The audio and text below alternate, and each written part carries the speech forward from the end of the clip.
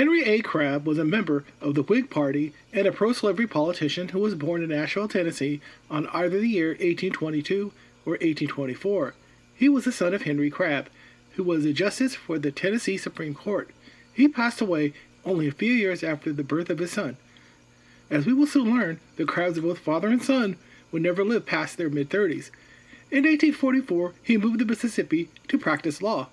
While living in the city of Vicksburg, Crabb killed the editor of the newspaper, the Vicksburg Whig, Edward Jenkins, in an impromptu duel in the middle of the street after an exchange of words. Jenkins pulled out a knife and shaked Crabb several times before he pulled out his side piece and shot him in the chest. Crabb decided to move to the new state of California to seek fame and fortune. He managed to get elected as a California state senator in the early 1850s as a member of the Whig Party. He later became a member of the Know Nothing Party. Crabb also married Filomena Ainsa, a member of the wealthy Ainsa family from the Mexican state of Sonora, a place that is well known for a hotspot of filibuster activities. During his tenure as a state senator, Crabb tried to import slavery from the South out to California, but was unsuccessful. But the state allowed slavery for Native Americans under the Indian Indenture Act, which the state of California passed in 1850. Against native slaves weren't enough for this clown. After he was unsuccessful in his re-election bid for state senate in 1854, Crabb tried his hand running as a U.S. senator in the 1857 special election for the U.S. Senate of California. Crabb, running as a member of the Know Nothing Party, a proto-MAGA movement, lost to Democratic rival William Gwynn, who received 72% of the vote. Bitter about losing his race for the U.S. Senate, Crabb was inspired to become a filibuster, like his old childhood acquaintance, William Walker. He tried to join his soldier of fortune army during Walker's ill-fated attempt to create a Republic of Baja California and Sonora back in 1853, but was denied enlistment by Walker himself. Maybe state senators should go off and fight illegal wars. As we'll learn in the future, that didn't stop several of them. He tried again in 1855, this time with Walker's venture to Nicaragua, but was denied once again. Mexican politician and General Ignacio Pesqueira was desperate for some support in his battles with conservative governor Manuel Maria Gandara in the late fall and early winter of 1856. So through a family friend, he contacted Filomena Ainsa, whose husband was Henry Crabb, and asked for his support to help him topple his old foe. Ignacio asked Crabb if he could assemble an army and invade the state of Sonora on his behalf and bring over 1,000 troops and colonists to help him recapture the state. Henry Crabb couldn't say no to this opportunity and accomplish something William Walker failed to do so: carve out his own country in Sonora. For his part, Ignacio offered Crabb and his colonists the northern part of Sonora, which lied near the U.S.-Mexican border. But by the end of the year, the liberals were able to chase out the conservatives from the state. But he had a problem: the deal he made with Henry Crabb, who was about to leave California.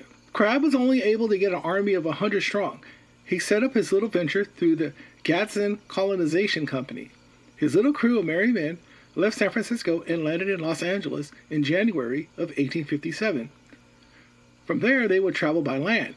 Crabb counted on an additional 900 soldiers, which were promised to him by a General John D. Cosby, an officer from California, but these volunteers never arrived. Crabb was also encountered heavy resistance among Mexicans who were tired of Americans venturing across their border to take their land. Henry Crabb and his army reached the outskirts of Caborca, Sonora, on April 1, 1857. 70 of the troops, along with Crabb, ventured ahead of their supply train, and after encountering several skirmishes with the locals, the group was attacked by a much larger force. Crabb ordered his men to take cover in a nearby adobe building. Members of the nearby Tono Odom tribe, along with some Mexican soldiers, began to attack Crabb and his men. Before he entered the outskirts of Caborca, Crabb sent a messenger to deliver a message to the local authorities to tell them that the Crabb expedition has arrived and they mean no harm, but the message was either ignored or was never delivered to the proper person. Ignacio, however, learned from his soldiers that an army of Americans were near the city of Caborca and were trapped inside of an adobe building. He had no need for these filibusters anymore, and if word got out that he hired some gringo Americanos to help him, it would look very bad, especially after he retook Sonora from the conservatives. So he ordered his men to kill the invaders. Crabb and his men held out for 6 days until they were burned out of their hidey hole by a Tono Odom warrior. The filibusters inflicted a large number of casualties on the combined forces of native warriors and the Mexican army, but over 180 were killed or wounded, while Crabb's army suffered 25 KIAs. On April 7th, Crabb and his men surrendered, and the 55 survivors were executed by firing squad. Among those were a lot of California legislators such as Thomas J. Oxley, a state assemblyman from the Know Nothing Party, W.H.H. McCown, state senator for the Whig Party, N.R. Wood, a former assemblyman for the Whig Party, and John C. Henry, another former assemblyman for the Whig Party. The rest of the filibuster army was found several miles down the road. The supply chain, which was commanded by Freeman S. McKinney, a state assemblyman for the Whig Party, and 15 soldiers. They were routed by the Mexican army unit that was searching for the remaining filibusters. They were captured and later executed by firing squad.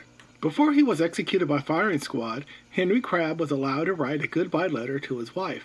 After his execution, his head was pickled in a jar of mezcal, or others say it was wine, and was sent to Mexico City. A United States diplomat to Mexico, John Forsyth, Jr., protested the execution of Henry Crabb and his men for being sentenced to death without a fair trial.